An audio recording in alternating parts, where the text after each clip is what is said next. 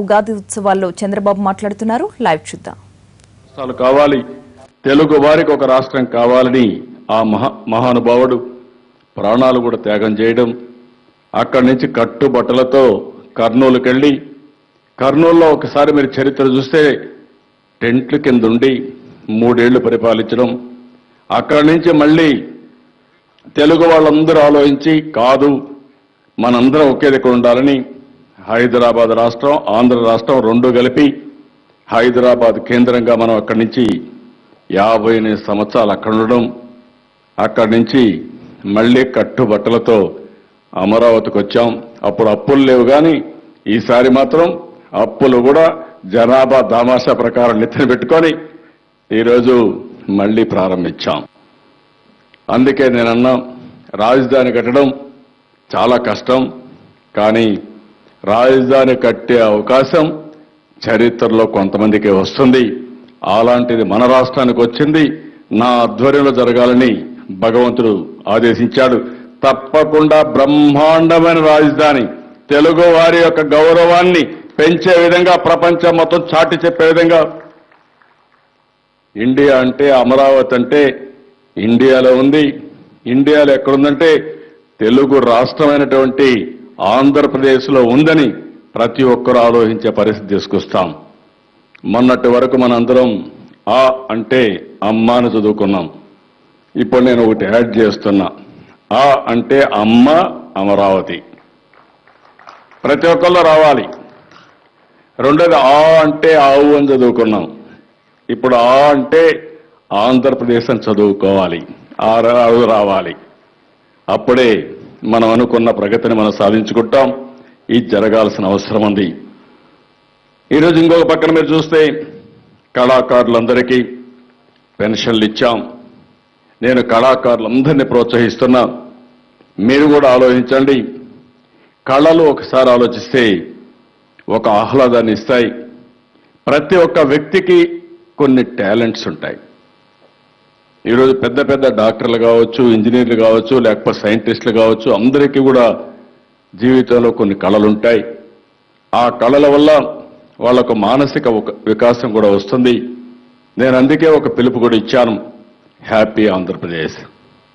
ప్రొఫెషనల్గా, క్యారియర్గా మీరు ఏ పని చేసినా అదే సమయంలో మీరు ఆలోచించాల్సింది ఆనందంగా ఉండాలంటే మీకు నచ్చిన సమయంలో మీకు ఏ పని నచ్చితే ఆ పని చేయగలిగితే ఒక ఆనందం ఉంటుంది.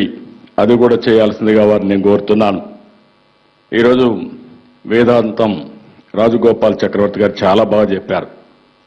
ఆయన చెప్పిన తర్వాత నాకు అనిపించింది, అర్ధగంట మానసిక ఉల్లాసం, ఒక నమ్మకం ఉన్నప్పుడు ఏ పని అవుతుంది.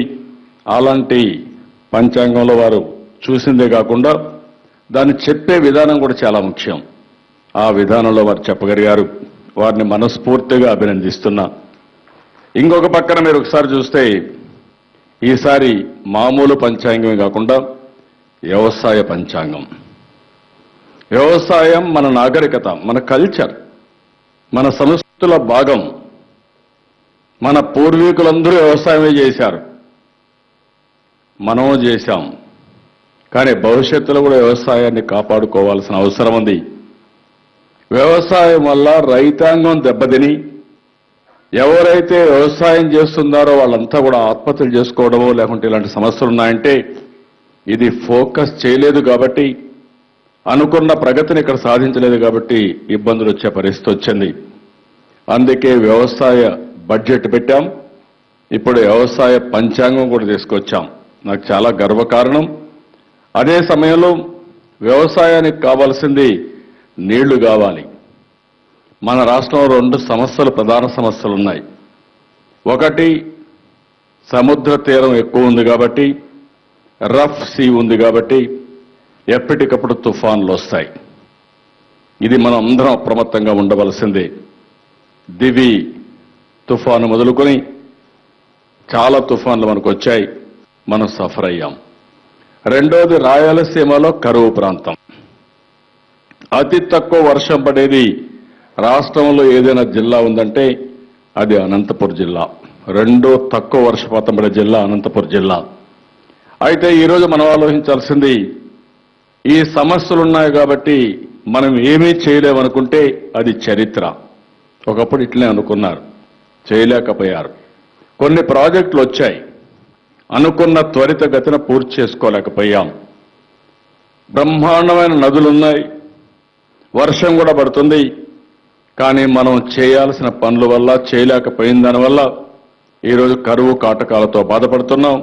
ఈ సంవత్సరం కూడా మీరు ఒకసారి చూస్తే రాయలసీమ మిగిలిన ప్రాంతాల్లో వేరుశనగ పంట సరిగా వేయకుండా పెట్టిన పెట్టుబడి మొత్తం పోతే ఇన్సూరెన్స్ కానీ ఇన్పుట్ సబ్సిడీ కానీ 1700 కోట్ల రూపాయలు రాష్ట్ర రైతులకి ఇన్పుట్ సబ్సిడీ కింద ఇస్తున్నామంటే సమస్య ఎంత తీవ్రంగా ఉందో మీరు అర్థం చేసుకోవాల్సిన అవసరం ఉంది.